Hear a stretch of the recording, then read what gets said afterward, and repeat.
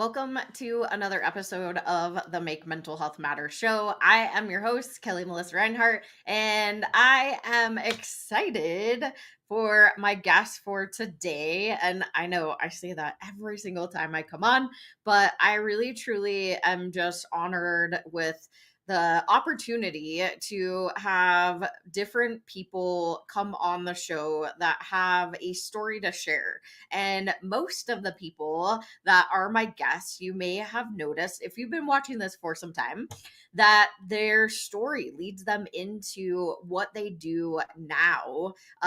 Very similar to mine, but it really guides us. We go along these journeys throughout life, and maybe at that moment in time when we might be going through a bad experience, we don't often think about the next steps or thinking into the future. And I love to have just the open, transparent, honest conversations about all the things that we experience as humans. And that's why I get so excited when I have guests on the show, because we all have experiences, but we're all going to experience them differently. So why not get a bunch of different perspectives? I just talked in circles. I know. But let me introduce you to my guest for today. So Azadeh, hopefully I said that right. See, I wrote it down and then hopefully I said it right.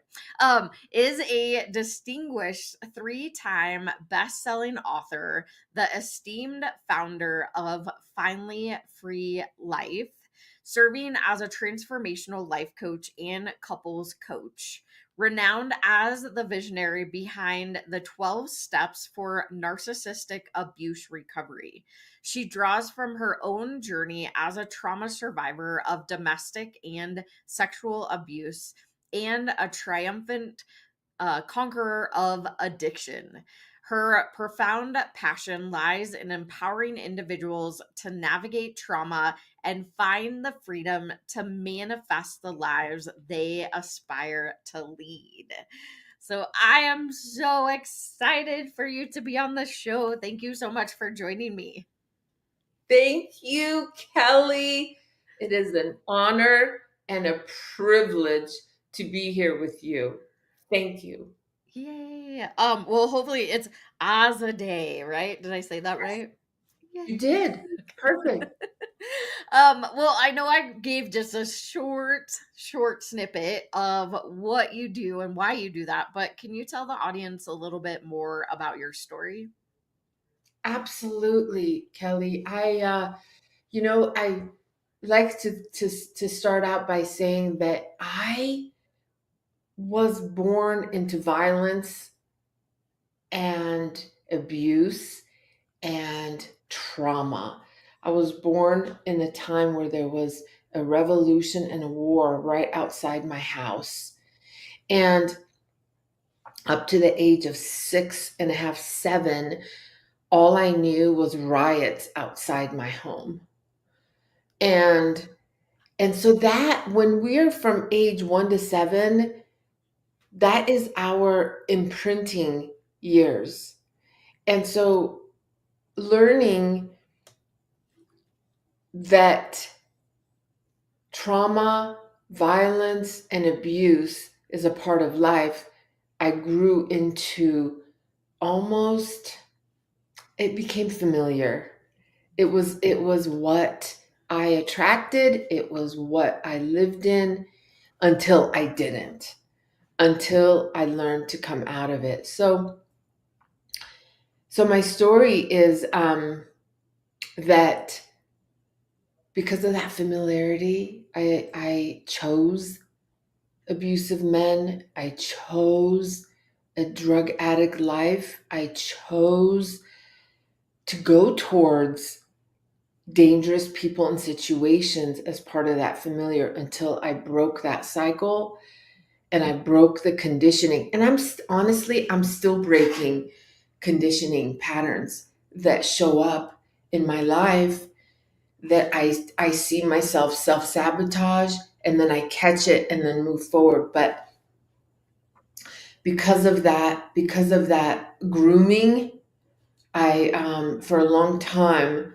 went towards the violence, went towards the abuse, went towards addiction until I didn't. That's really it in a nutshell. Yeah. Well, thank you for sharing that. And where specifically did you grow up? I was born in Iran, Tehran, and then I grew up in Orange County, California. Yeah. Yeah, I What a did. difference. I know. So I speak Farsi. English is my second language. And yeah, and it's wild because looking at my story and reliving it with you and reliving it with other podcasters and shows and times that I speak, it's kind of like I sit back and I go, oh my God, I don't want to stand out and be like this victim martyr person, but I have a scary story. And it scares me sometimes to talk about it.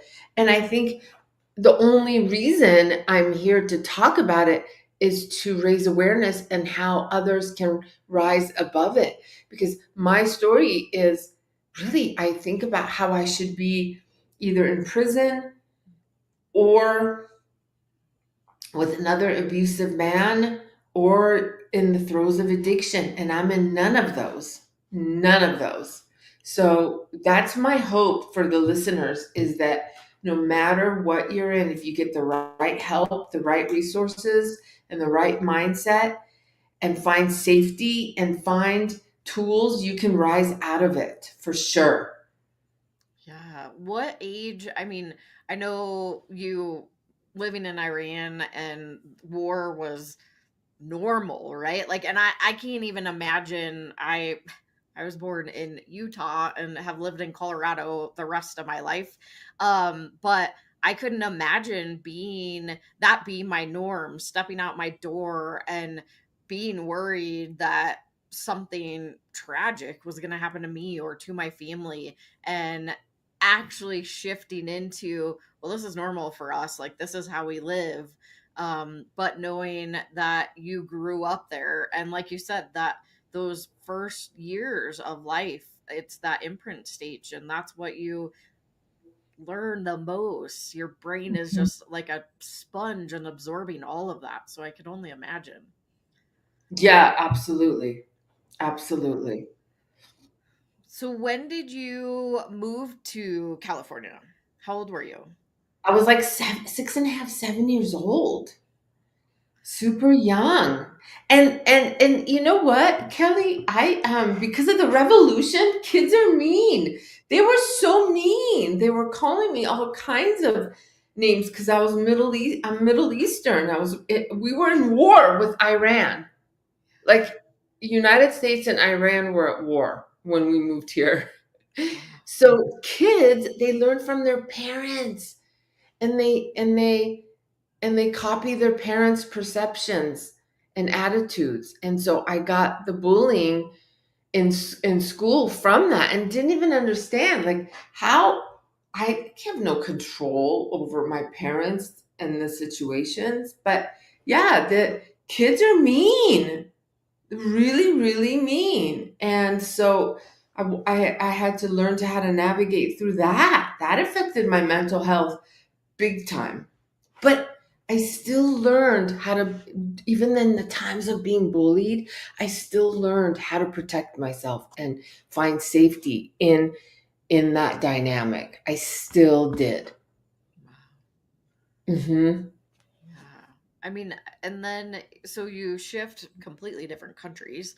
Um, Yeah. luckily, I would say, I guess in a way, I'm like, luckily you were so young that you were able to, the word that comes into my mind is escape, especially the wartime, and come to a place that should have been safe for you. But when you went into school, then you had to deal with the unsafety of bullying children, which can be very, very mean.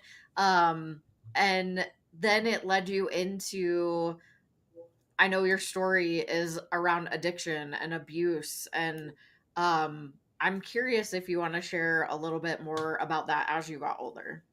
Yeah, absolutely. I think I'm a root person, so I go to the root. I do believe that if we lack parental, fatherly protection for a girl, a daughter, if a daughter lacks protection from a father, she's already going to have a wound that is going to breed and attract and choose abusive men. If they're, it's that's my professional and my personal opinion. So being naive and not having fatherly protection, and like, in other words, like not having that sense of a father's care and a father's um, power over making sure the daughter is protected and um, seen and heard, it's already going to attract men that will also not protect and abuse and harm a little girl. So yeah, I my desperate need to be loved was, I'll take anyone that shows it. I'll take anyone that will fulfill that wound. Will, and I don't even know what I'm doing. Like, I don't know that this is what's happening. I never learned. I never knew. Um and so choosing addiction to a way to cope in high school, during the times of being bullied, I got into drinking, I got into meth with a bunch of other girls, but I still didn't have um like, I wanted a boyfriend. I wanted that romantic that I saw in other girlfriends. And being already addicted to drugs, I'm in an environment with other men doing drugs. And the guy that my the guy that impacted my life so much that it still is so hard to talk about, but it's real. It's what happened, is that because of my addiction, I was groomed into this relationship because he showed attention, he showed admiration, he showed an attraction. And so I went towards him. And right away, there was lies and manipulation telling me he has had a vasectomy. He cannot get me pregnant. And that was his way to get me to sleep with him. And then I got pregnant. And ultimately, there was to go back to that time. Now, that was when I was about 26 years old. I'm 53 now, so I've been married 16 years to a beautiful soul. But to still go back that far ago, I mean, in 1 year, Kelly, 1 year with this guy, he kidnapped me, broke a beer bottle in my face, beat me up a few times, went to jail, um, and and the psychological and the emotional abuse in the middle of it was horrific. It was an absolute nightmare. And I had to leave the world and go into hiding for 90 days away from him, my family, the world, and the addiction, just to come up for air.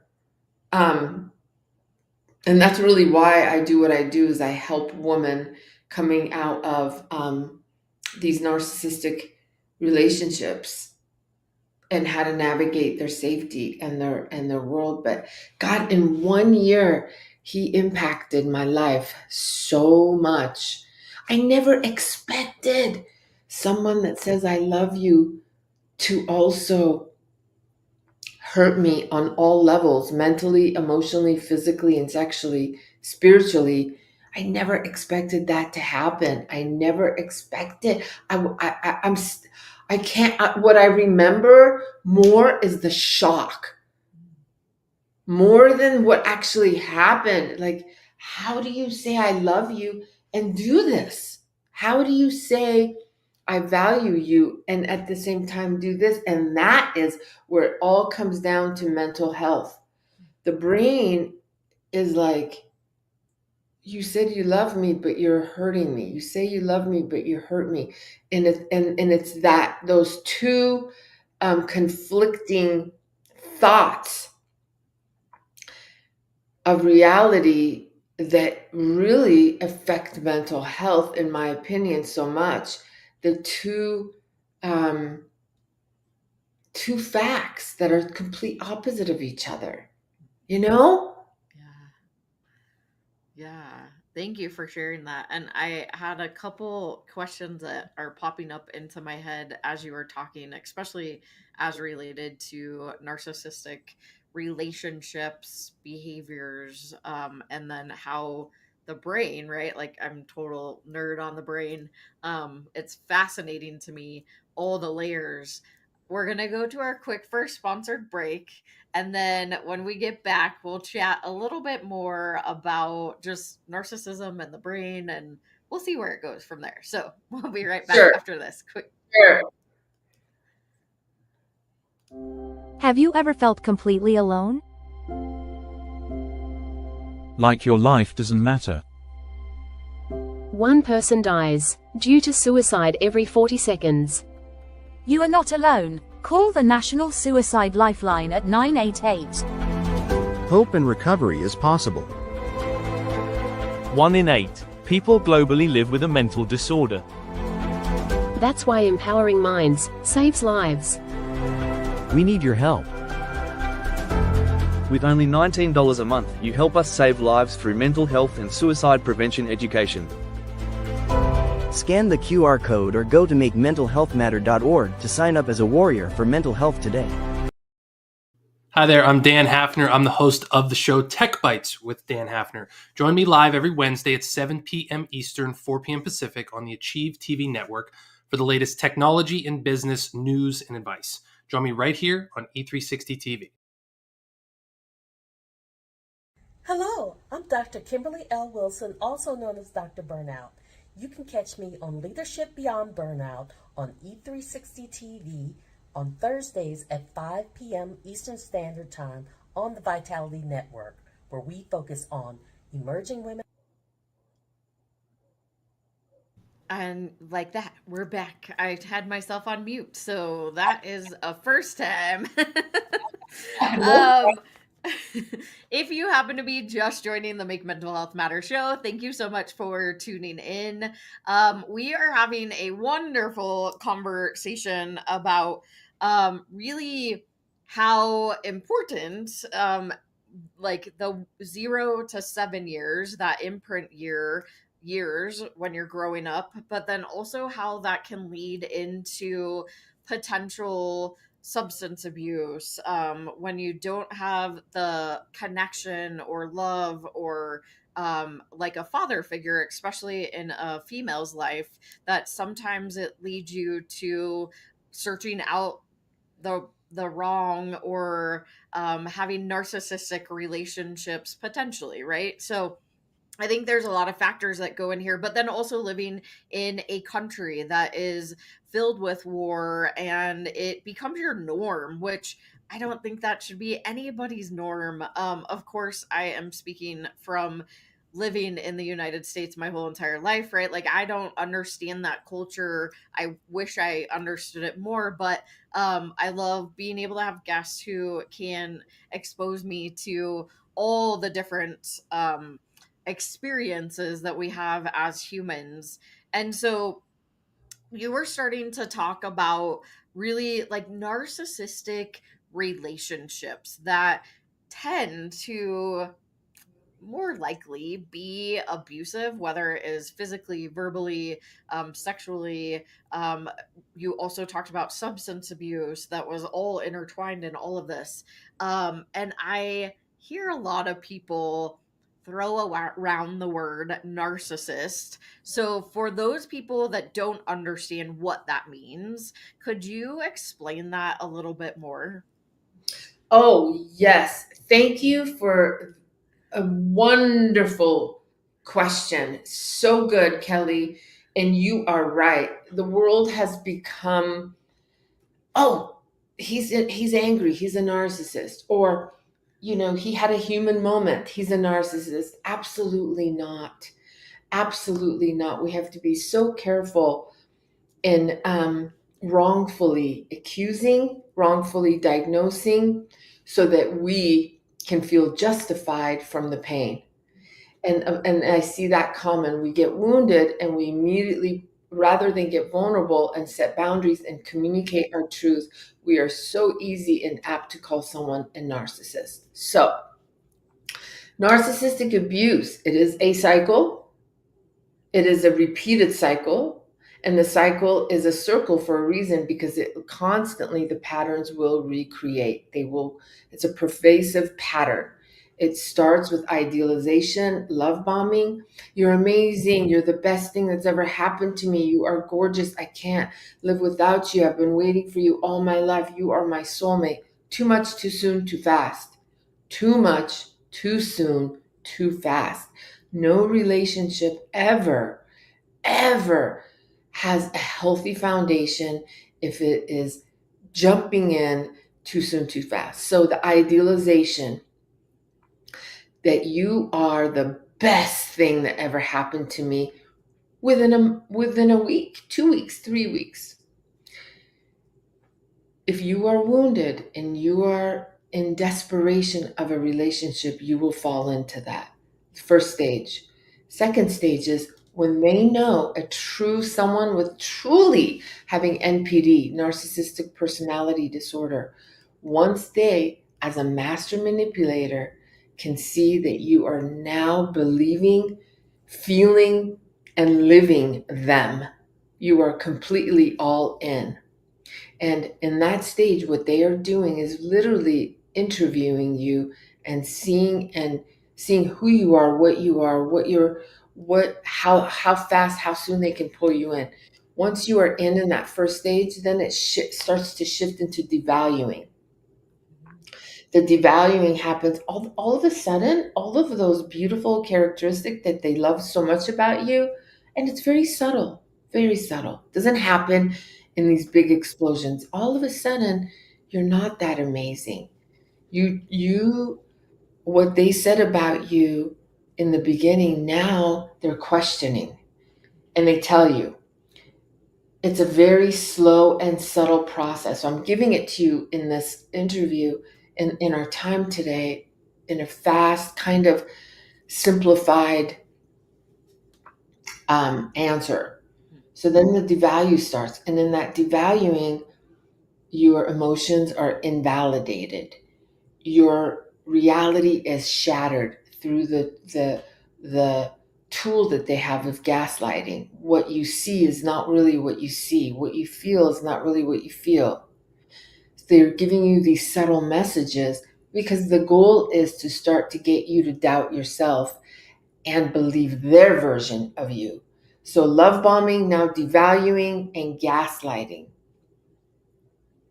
This is where you start doubting yourself. You start thinking, oh, he loves me or she loves me. I'm going to believe her because it comes in the form of care.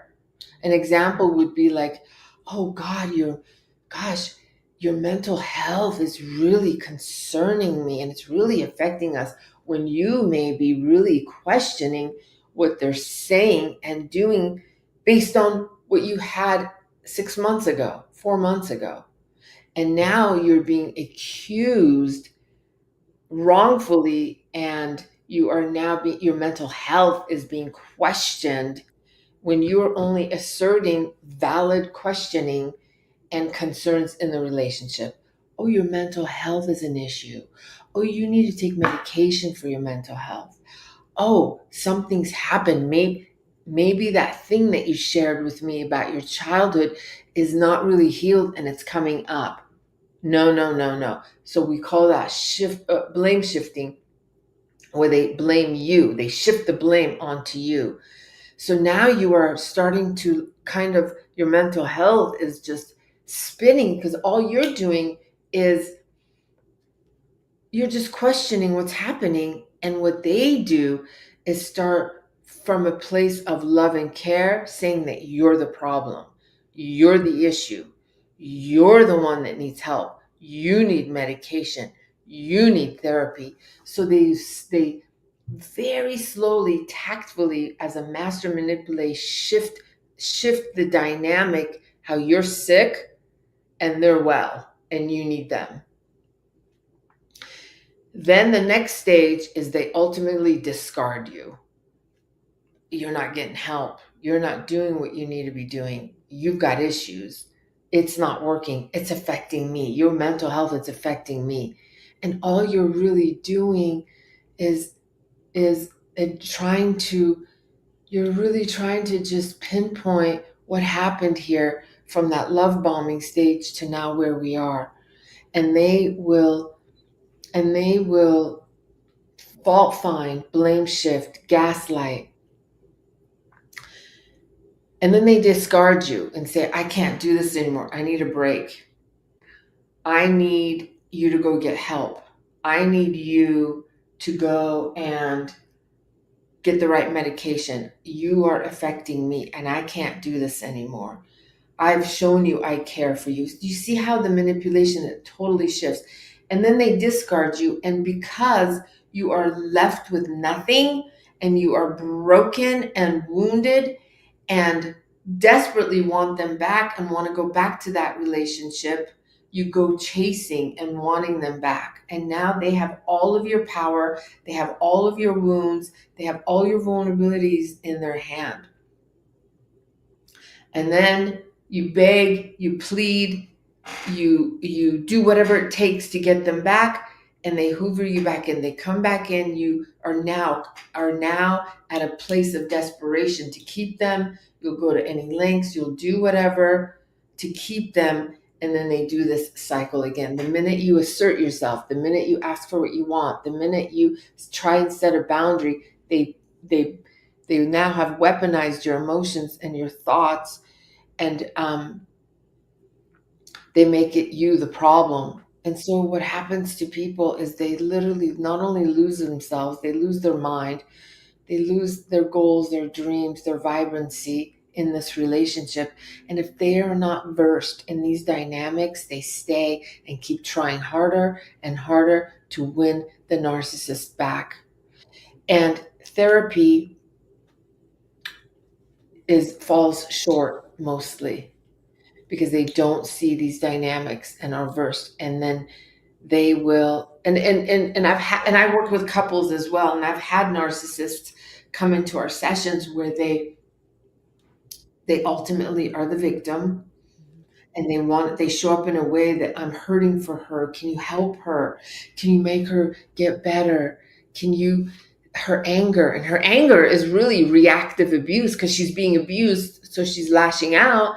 And so therapists a lot of times will want to manage the reactivity from the abuse at home, and all therapists are doing is silencing the victim more. So it goes love bomb, devalue, discard, hoover, and then back.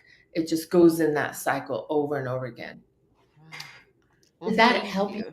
Yes, Does that that was like so good at like making it more in layman's terms, right? Like not, but I like how you explained it as the cycle.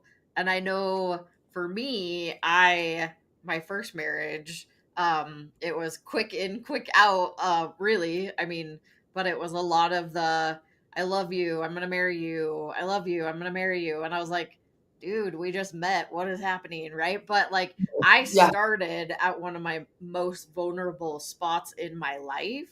And I think he knew that at that moment. And so when he came in with like a flurry of all the things, I was like, oh my God, this guy's in love with me. Got married within a month. And then he's like, we're gonna have a baby, we're gonna have a baby, we're gonna have, and I was like, no, we're not, we just got married, blah blah blah, right? But the more you hear it over and over and over and over, you're like, okay, well, might as well. And then a few months later, get pregnant. Then it's like, then I find out 3 weeks later he's cheating on me. So like I see that cycle and I see the pattern. The lucky thing about me is that I was very black and white at that point. There was no gray, and I was in or out. And at that moment, I was out. And I was like, get the heck out of my life. I don't want anything to do with you. I can do this myself. But I do notice, like, even after, I was like, I was questioning, right? Like I went into those questions of like, what's wrong with me? Why didn't this work? Blah, blah, blah. Right. So yeah, I totally see the cycle. Luckily I am very strong willed and I just kept going and going and going and I figured it out. Right. But it took a really long time, especially because I was pregnant then and doing it alone and all the things. And to this day, I don't have any relationship, nor do I desire to have a relationship with this person. And that's okay, right? So thank you for explaining that how you did. I hope that that helps anybody that's out there that might be wondering, like, what is that cycle? How does it show up? What does it look like? And I want you to also talk about, so we're going to go to our last quick sponsor break, but I want you to talk about like what you do and how you help specifically. And then I had one other question because you also talked about gaslighting. And I think that's an important word that we also explained. So right after this quick sponsor break, we'll chat about that. 1,917 people die daily from suicide globally. I lost my middle sister, Carrie, to a completed suicide on February 20th, 2017. How does Make Mental Health Matter save lives?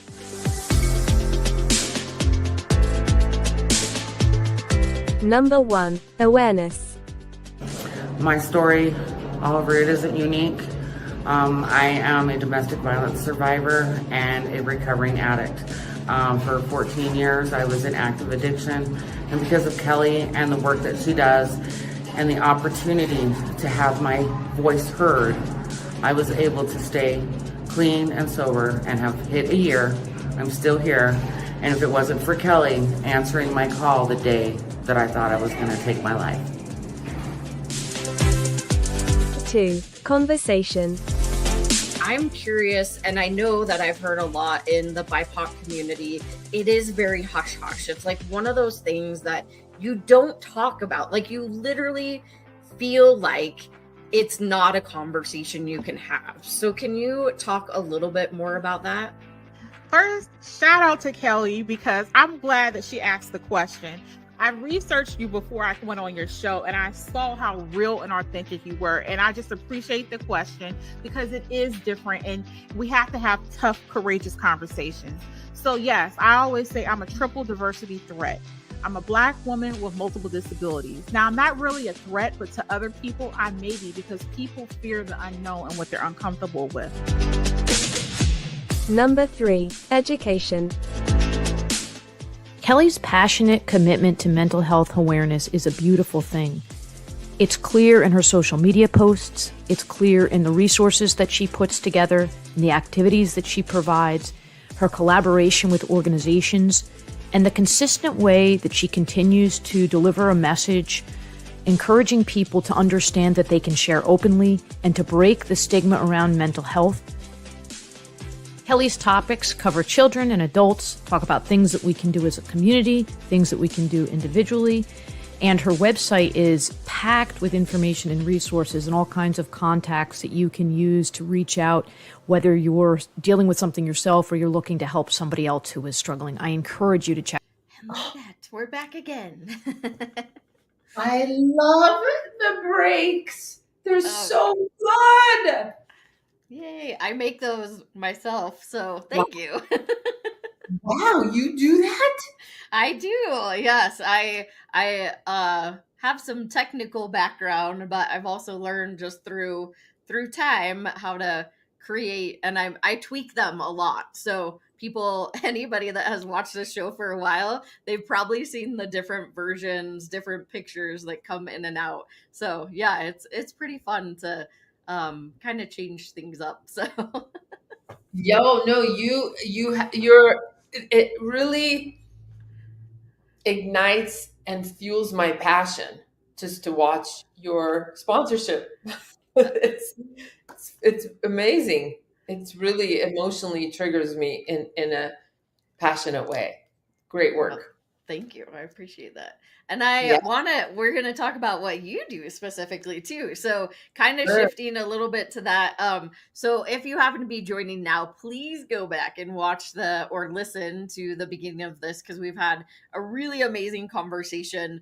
And I know before the break, I wanted to just kind of clarify a little bit like gaslighting, because I know a lot of people also say that word and some people are not as versed to what that is. So could you explain a little bit more? Absolutely. It is gaslighting is a psychological manipulation as they weaponize you emotionally. So a gaslighter is a master manipulator. They have studied you. They know your trigger points, and they know your strengths. So to gaslight you, it is a shattering of your reality, but it comes in a grooming, and it comes in the vehicle of love. So somebody that invalidates you through love, so an example would be someone that would come to me and say, Azadeh, I don't think you should be on stages. I don't want to see you get hurt. I don't want to see you try so hard just to be disappointed. I remember all those other times that you tried and it just didn't work. Do you remember all those times I was there for you when you cried and you tried to write your book and it wasn't purchased as much as you? I mean, it's a lack of support, but it comes in bringing a vision that is not productive to your goal. That's one. And I'm saying that because you're a speaker and I'm a speaker. Another way of gaslighting is saying, let's bring in mental health. I show up and say, I'm really concerned about this relationship. It's really starting to go the wrong way. I just don't feel supported by you in a way that you were supporting me 4 or 5 months ago. I just don't feel good about some of your comments. Well, this is your mental health talking. This is your, maybe you need to change your medication. It's always about you. That's why we are struggling in this relationship. It's always, I give you enough. I give you everything. Most women would appreciate these things I provide. You need to go get help. You have mental health issues that is getting actually in the way of our relationship. I can't work and function with you constantly complaining about everything I do for you. Yeah. Those are such great examples. And so the difference, it's not just like a genuine concern. Like, I'm very curious and I want to know a little bit more of the background just so that it like connects in my mind. So oftentimes I ask a lot of questions, but that's like a genuine curiosity that I have.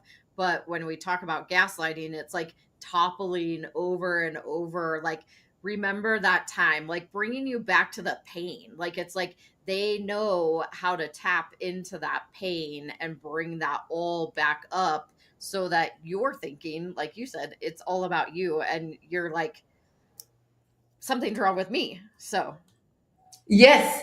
And when I'm asked what is gaslighting, I like to give examples because it hits home more than it does if I just give you a dictionary definition. I want to give examples so people can see when and where they're being gaslit.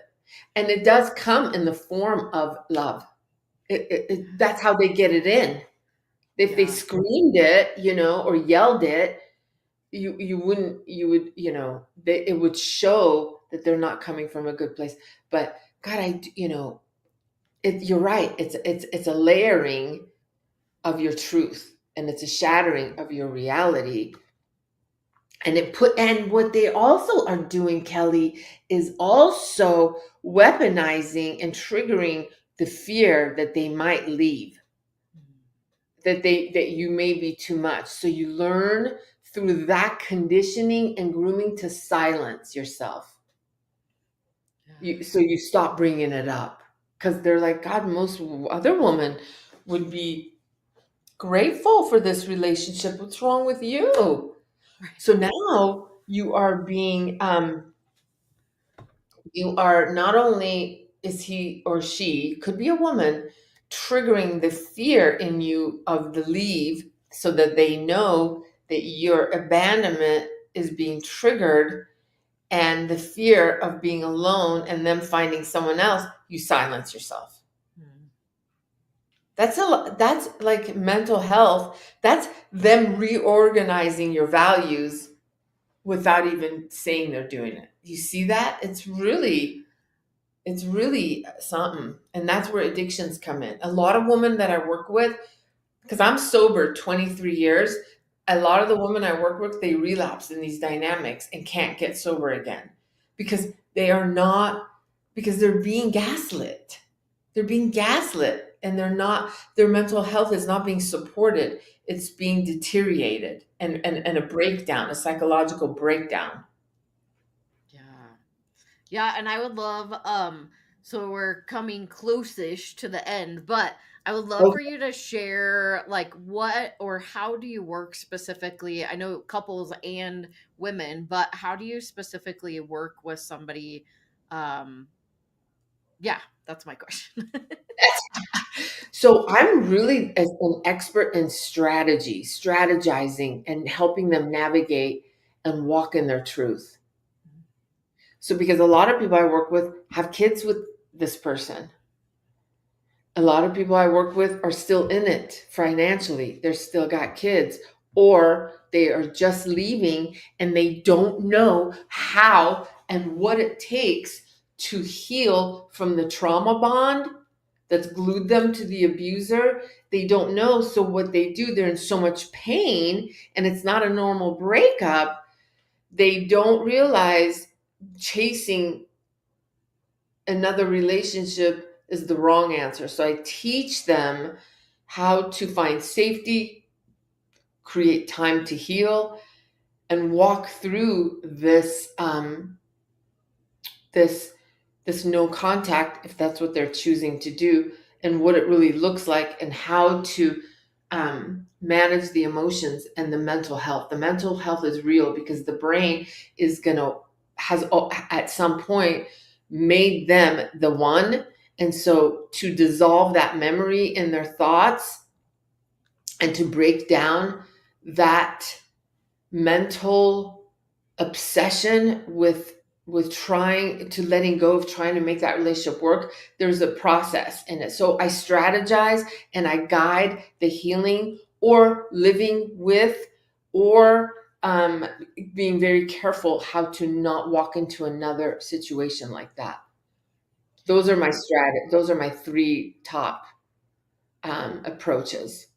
I love that. And I mean, I think that could almost be like a whole nother conversation too, is how we don't want to take what was in the last into the next. And we really have to start the healing process on ourselves. And maybe at that moment we don't realize that that's what's happening, or maybe we're beyond that, but not knowing the strategy of how to make that transition. So I love that that's what you work specifically with. Any final thoughts that you have, and then tell the audience where they can find you if they want to work with you or just learn more about your process. Absolutely, Kelli. All my books are on Amazon. You just go under Azadeh Atzberger. My website is finallyfreelife.com. I'm also have it in-house. I also have it in-house publishing, where I take authors from beginning to end that want to tell their story, write their story, make the abuse make sense in some way, whether it's on a stage or writing their book. That's called Power Within.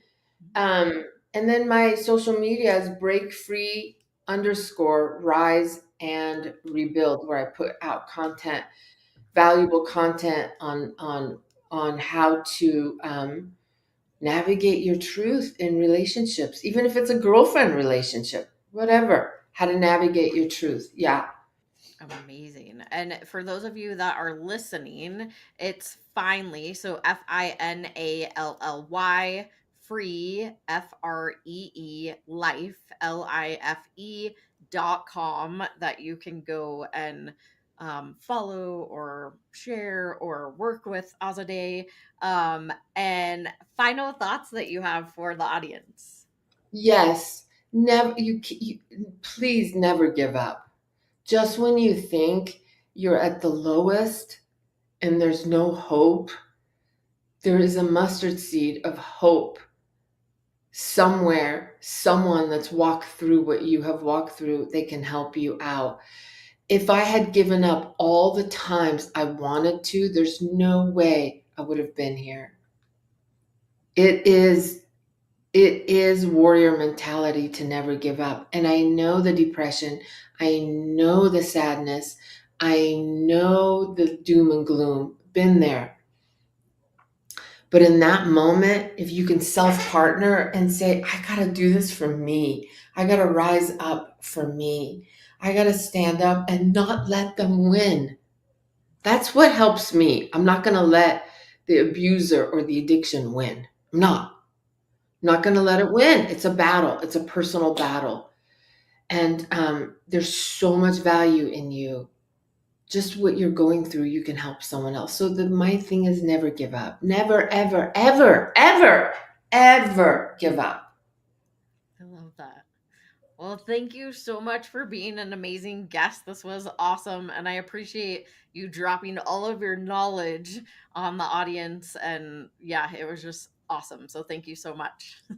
You're so welcome. Kelli, thank you for having me. Thank you for all you do. Thank you. All right, y'all, that was another amazing episode of the Make Mental Health Matter show. I don't know about you, but I love the explanation, especially of the cycle of narcissism, and then also just understanding what gaslighting is and having those examples. There's probably lots and lots of examples that we could potentially give, but if you are somebody that is struggling, whether it is in a relationship or outside of a relationship, and these don't necessarily always have to be partners or spouses, it could be family, it could be friends, it could be other types of relationships, it could potentially be work relationships, right? There's a lot of different relationships that we are in as humans, and if any of these relationships fall under what we were talking about, feel free to reach out to Azadeh. And again, the website is finallyfree.com. Look over in this corner, that you can go. And if you need any other resources, you can always go to makementalhealthmatter.org and go under the resource tab, which holds our trusted resource hub. And that is a global scale. We're building it a lot right now. So if you need any help or need a trusted resource, feel free to reach out. But no matter what you do, make sure that you come back next week, because I have another amazing guest lined up. So I'll see you next Monday, either 5 p.m. Mountain Time on E360 TV or 5 a.m. or 5 p.m. on Dream Vision 7 Radio. Bye, y'all.